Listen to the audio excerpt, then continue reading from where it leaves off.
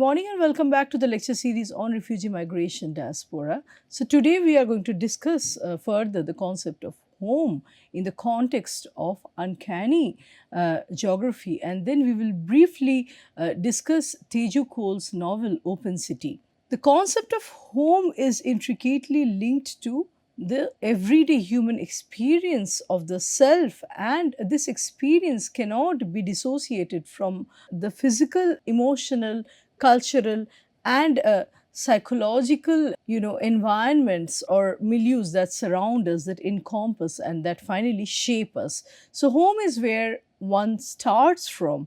As we grow older and older, the home becomes a stranger, the pattern more complicated of dead and living. So home is the place from where all kinds of the different dimensions of our psyche, the different dimensions of character actually begins, be it the emotional side, the cultural side, or the psychological, the physical side of our character. They all draw their lifeblood from this space called home. So T.S. Eliot would say, I quote, home is where one starts from. As we grow older, the world becomes stranger, the pattern more complicated of dead and living, unquote. So we see that home shapes us, the different aspects of our personality, be it the emotional, cultural, or psychological side of who we are, draws its lifeblood from the space called home. So, the above lines from T.S. Eliot's poem titled Easy Cooker highlights the role of home as a foundational premise in one's life journey. So, home gives us the personality that we have as an adult. The poem is a part of four quartets which talks about a sense of disillusionment in the context of modernism. So, when we transpose the concept of home, this discussion of home in the context of migration, the physical act of leaving home behind can create a profound sense of loss and despair. So, the French anthropologist Marc Augé is known for his work, which is entitled Non Places, An Introduction to Supermodernity. This work came out in 1995 and it delves on the concept of non places. Augie coined the term non places in order to refer to places of transience and anonymity. So, Augie attempts to distinguish between what we call as place in juxtaposition with what we understand as non place. Place or places are spaces with identity and social relations, whereas non places are transitory spaces that are devoid of any identity. So, places have historical significance and they foster social interactions. And under the concept of place, we would have a home, for example, home or a community center. And all these places, such as a home or community center, provide a sense of belonging and rootedness, right? So they actually generate or provide or supply us with a sense of identity. So when we are in a place, in other word, to put it very simply, when we are in a place, our identity is also defined. It matters who we are. So we are not invisible, no person or non entity, and we are not treated in an impersonal capacity, right? Similarly, in a community center, we derive our self, our existence in a nexus, in relationship to the immediate community that we are associating with. So it provides us a place, a proper concrete place, renders us with identity, social relations, and a sense of belonging, as well as a feeling of rootedness. The fact that our presence, our thinking, our way of being and living matters, our choice matters. So that actually is construed as a place. So it wouldn't be wrong to say, in extension, that a place makes an individual, and an individual is also responsible for adding certain characteristics, certain traits to a place, right? The spirit of a place and an individual is kind of inter-reciprocated. So the spirit of a place and an individual is inter-reciprocal in nature. They reciprocate, they kind of emanate some kind of spirit, some kind of characteristic. They share some kind of characteristic with one another, and thereby they make one another. Now, on the other hand, we have non places. Examples of non places would be airports, shopping malls, as well as the highways. And these are spaces where people pass through without any sense of attachment. People don't belong to a shopping mall, they come and go. Same with cinema halls or airports and highways.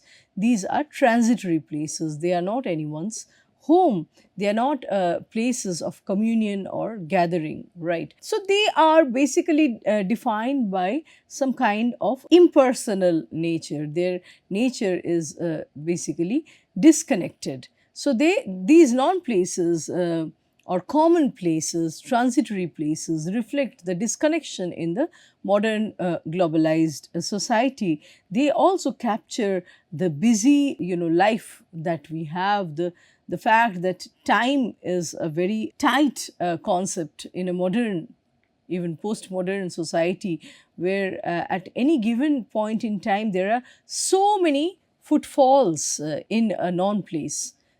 Footfalls are so frequent in a place like a highway, a shopping mall, or an airport. So, if we have a camera in these places, which we do have these days, we could see that so many people are passing by, coming and going without any actual sense of attachment to these public places. So, non places prioritize functionality over individuality. The individual's opinion, choice, the individual's, peculiar traits or oddities don't matter in a non place. The non place has its own, some, we could say, some meta rules or grand rules that define a non place, and these rules are equally applicable to all, regardless of the background one has come from. So, in the context of migrants and migration, the definition of home can be a very complicated one. So, home appears to be a very complicated entity for someone who has undergone migration, who has undergone especially forced uprootedness and displacement, because individuals may inhabit both places and non places. So, sometimes for a migrant, one single space may seem as an intersection of place and non place. It has simultaneous characteristics of place and non place. It is familiar and distant at the same time. So, migrants may find their sense of home being disrupted in a very fundamental sense, and feel at home in non places, whereas they may yearn for the emotional and cultural significance of traditional homes. So, in the absence of the original home, the migrant can find a vicarious home both in a place and in a non place. The new home in a foreign land could be as unfamiliar and distant as a non place could, sometimes very strangely give a sense of familiarity. So, migrant might end up having that deja vu feeling being in a non place. So, that kind of boundary line between home, non home, personal, impersonal, place, non place is kind of blurred when once a person has left the original home and homeland behind. So, here we will see what Auger has to say regarding place and non place. I quote Auger here: "What is a place for some may be a non place for others, and vice versa. An airport, for example, does not have the same status in the eyes of the passenger who hastily crosses through it and an employee who works there every day." Unquote. So it depends also on the nature of relationship that you share with a non place. If you are an employee in a known place, you have a greater degree of attachment. You know the dynamics of the place better than someone who is just a consumer or passenger or a buyer of facilities. So, someone working in an airport or a shopping mall or even a bank teller, would have greater attachment to the place, a greater familiarity with how the place works compared to someone who is a consumer of the facilities, who is just buyer of facilities. So here also we see that the non-place does not in the similar manner for everyone. It depends on the nature of relationship that we have with that non-place. Now, if I can make a detour from the current discussion and try to extend this idea of a non-place and further complicate it in the context of partition of the Indian subcontinent, we would see that in the post-partition period, public spaces such as trains, railway stations, hospitals and prisons, all these so-called non-places were infested by refugees, and mainly by the refugees who belong to the lowest socioeconomic stratas, the Dalit displaced population or refugees. So, in the context of partition, against the backdrop of partition, the symbol of the train becomes associated with uncountable refugees entering a new land, who have been uprooted from their origins and forced to move to this host country in order to start life from the scratch. And this entire movement is as a result of a political decision that has been imposed from above. The people do not have any control on that. They just have to abide by how the new nations have been defined, how the boundary lines have been drawn. So, train becomes a very important metaphor when talking about partition and also talking about non-place. Train does not remain an impersonal, transitory experience anymore. It is much more complex than that. The train almost has its own spirit. The train has its own memory of the gory experience, the bloody experience, the bloodbaths that it is witnessing, the communal violence, animosity that a train witnesses, even as it runs between what has become India and Pakistan now. So, Krishan Chandra's short story Peshawar expresses one such example where the train records and the train becomes the narrator of the bloody communal wars and the killings, the massacre that is going on inside the train, inside the bogies of the train. The train is responsible for carrying corpses, for carrying families that have been separated from each other. So, we see that the train does not remain a passive symbol as far as partition is concerned. The gory subtext that populates the partition-centric train journeys additionally becomes an epithet of stagnation and teeming unemployment. So, previously train would mean communication, train would mean commuting and connection. It would mean flourishing of business, taking humans and materials from one place to another, carrying goods and people from their home to a destination. But this is balked, this is foiled. The journey is foiled and frustrated, and so train becomes an epithet of stagnation. It cannot go beyond a certain line because another nation starts after that borderline, right? And train also becomes a symbol, it becomes symptomatic of teeming unemployment, unemployed population, youth that would come to a new country, not be accommodated until a long time, who would be living in camps, right? So, for the refugee population, not only train, we are talking about trains, even prisons where they would sometimes land up as delinquents, even the hospitals where some of the unwell refugees would land up the camp life, the refugee camp, which is also supposed to be a known place, all these places became a vicarious home for someone who has lost one's original home forever. So, in the context of post partition West Bengal, Dalit refugee turned writer activist Manoranjan Bepari, for example, shows in his writing, he tells in his writing that the train and station is his vicarious home. This is what I have been trying to explain. For a Dalit population who has come from East or West Pakistan, such as Manoranjan Bepari, who is a refugee who turned to writer and activist afterwards, he felt that the train and the station are his vicarious home.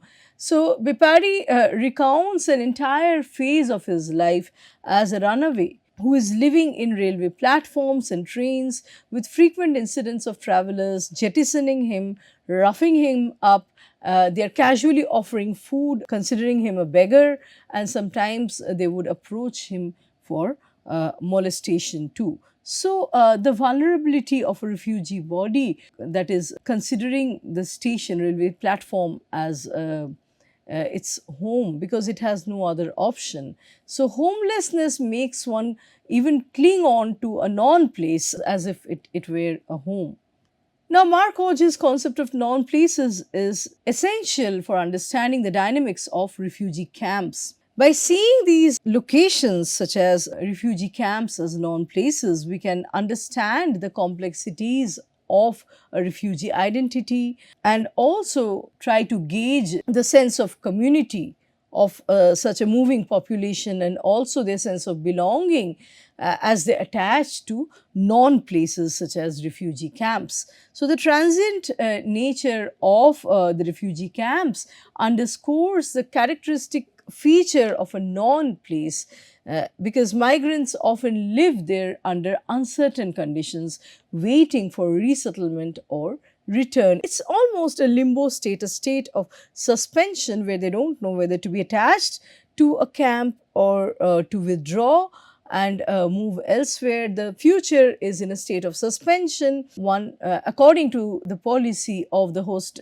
nation, one may have to go back from where they came from to the epicenter of violence, basically from where they fled in the first place, or they may be allowed to resettle in the new land. They may be accommodated according to the policy of the land. So, placing the refugee camps near transit points serves as a constant reminder to the residents that they remain in a state of flux. They are not a part of the mainland, the mainstream population. They are markedly different from what comprises the citizens, and the fact that they are still awaiting a sense of arrival. So, they are neither here nor there. Like I said, a state of suspension marks the refugee experience in a refugee camp. So, home is a complex construct which encapsulates three major elements actually. One is the physical space, then the emotional security, and further the cultural identity. Now, Gaston Bachelard writes The Poetics of a Space, which comes out in 1958, where Bachelard studies how spaces shape memory and emotional responses and highlights the intimate connection between space and self. So, Bachelard discusses the titular poetic space as an environment where imagination and reality blend, allowing for a flow of emotional responses.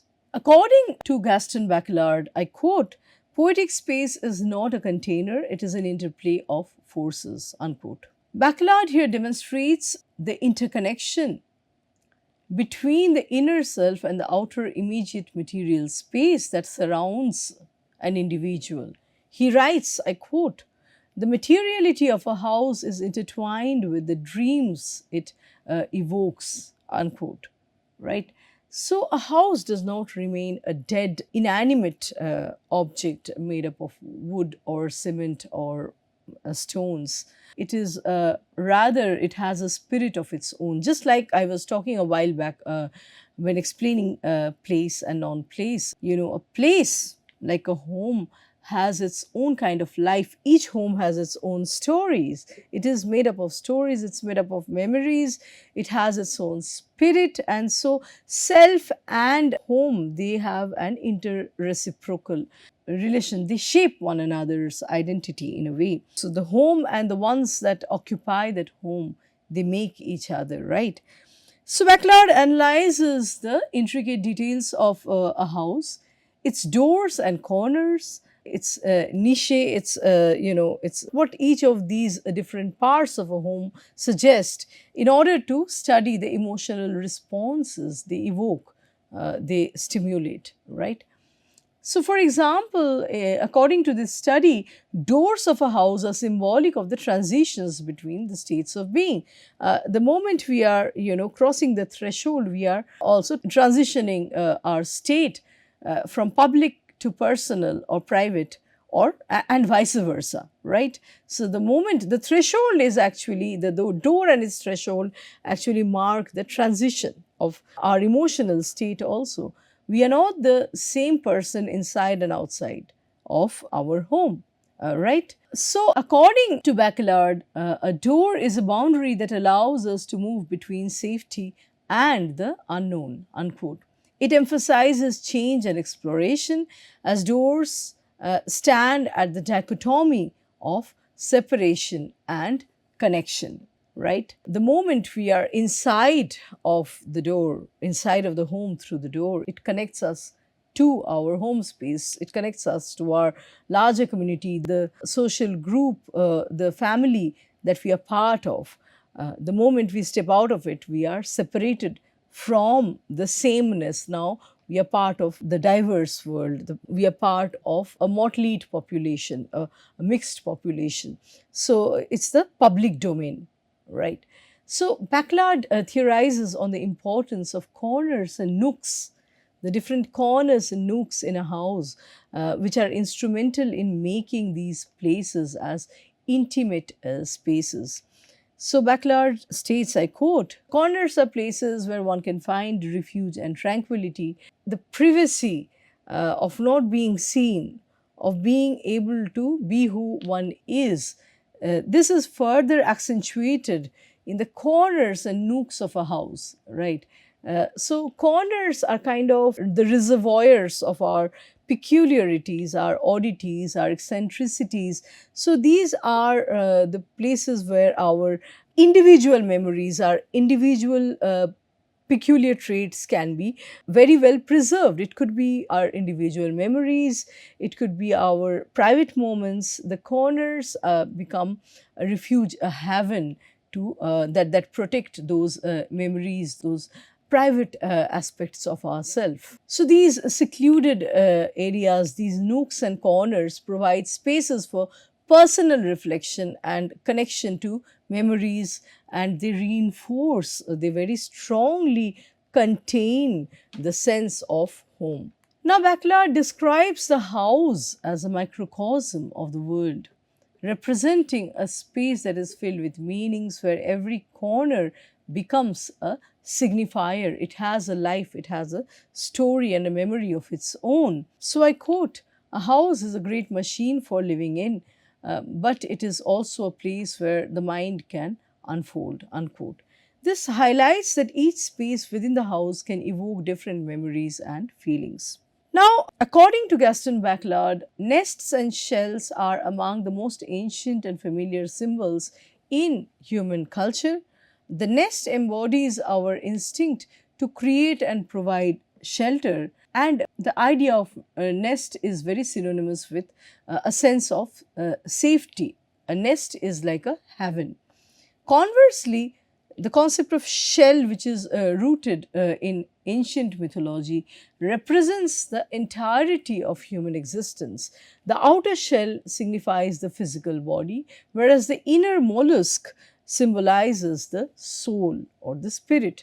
Together, these images encompass or encapsulate the concept of home, and they serve as sanctuaries for both the body and spirit. Together, these images of nests and shells encapsulate the concept of home, serving as sanctuaries for both body and spirit.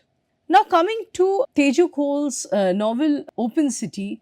Open City came out in the year 2011. It is written by Teju Cole, who is a Nigerian American novelist, and it follows the experiences of Julius, a Nigerian immigrant psychiatrist, as he navigates the New York City. So, Julius is an immigrant from Nigeria. He's a psychiatrist and he is navigating. A new life unfolds as he explores and discovers the New York City. So, the place becomes a character in itself, filled with contrasts, filled with complexities, as he comes across diverse cultures, fascinating skyscrapers, subway stations, and also discovers loneliness, solitude, and isolation. Through these explorations, Julius grapples with the city space in New York, and he's also struggling, he's coming to face up to his own emotions. So, quoting from the novel Open City by Teju Cole, each neighborhood of the city appeared to be made of a different substance. Each seemed to have a different air pressure, a different psychic weight. The bright lights and shuttered shops, the housing projects and luxury hotels, the fire escapes and city parks, unquote. The language adopted in this novel reflects the tension through its unstructured paragraphs and a lack of punctuations. So, the unstructured, haphazard, psychic space occupies or extends into the literary scape, especially at the semantic level, where there is a flurry of grammatical experiments. We see a flurry of, playing with, tarnishing with, subverting the grammatical conventions by letting go of punctuations. It shows the state of mind of an immigrant who is still exploring and learning new things, right? So, while the city is a melting pot of different cultures, people coming from different backgrounds, Julius often feels invisible. He feels that he's a diminished man almost in the cityscape of New York, navigating spaces where he is physically present but emotionally absent. So, there is this lacuna. There is a haphazardness, there is a lacuna which becomes part of the grammar, the semantic construction of this novel. So, this emotional absence, this emotional lacuna reflects Auge's concept of non-places where individuals may inhabit spaces without a true sense of belonging. This is something that Julius feels, Julius experiences when he comes to New York. There is no connection, there is no personal connection.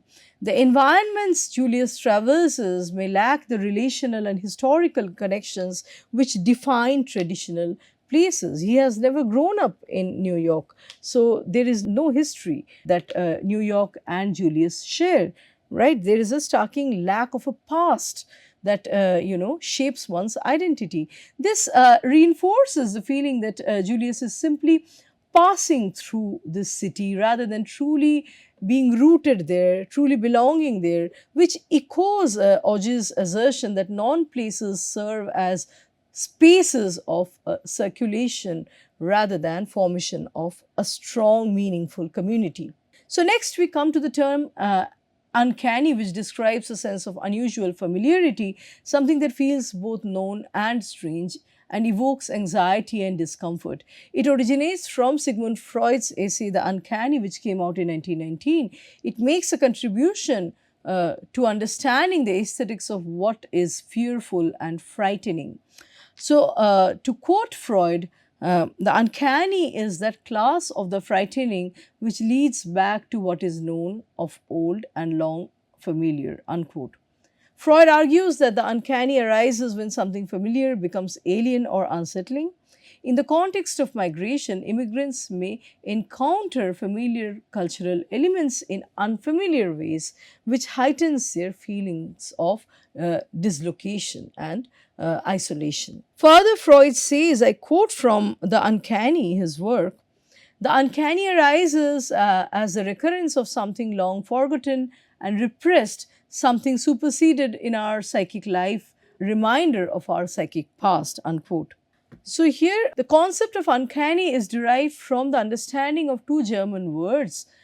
One is himmlisch, which can be translated to English as canny or homey, as opposed to unhimmlisch or uncanny, unhomey.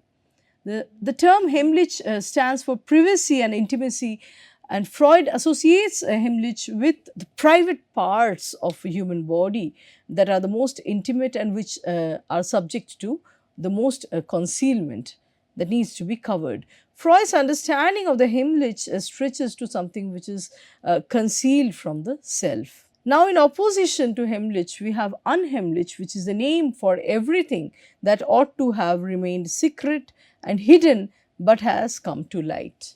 So, unhimmlisch therefore becomes a kind of unexpected self-exposure, and this is almost similar to parapraxis or Freudian slip, something that was supposed to be part of the unconscious but that has become a part of the public through an unconscious utterance, a Freudian slip of tongue. Hence, it is an act of unwilling or unknown self-revelation. Julia Kristeva's Strangers to Ourselves, it's a work that came out in 1991, further deepens our understanding of the concept of home and uncanny in the experience of migration. Kristeva posits that the uncanny experience is not just about external differences, but it also involves an internal struggle. Because here Kristeva would talk about the stranger that resides within us, reflecting aspects of ourselves that are unfamiliar or repressed, not known even to us. So each person, has another residing within us. So we have a stranger aspect that is residing within us.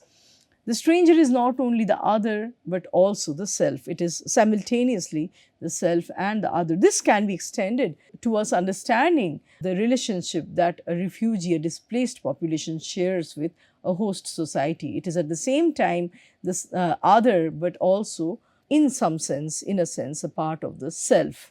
Right. So Julia Kristeva describes the strangeness as, I quote, agony of a frightened joyfulness. And she adds, I further quote, that it has been called unhimmlisch, that in English is uncanny, and the Greeks quite simply called xenos or foreign, unquote.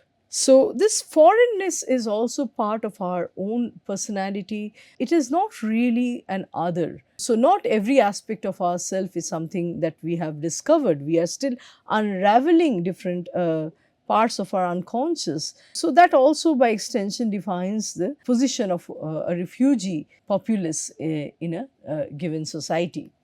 So, the uncanny highlights the tension between repressed memories or desires and their resurfacing. This tension can create anxiety and a sense of being unhomely in both physical and emotional spaces. The foreigner or the migrant embodies the sense of unbelongingness. The disconnection lies, according to Kristeva, in not belonging to any place, any time, any love.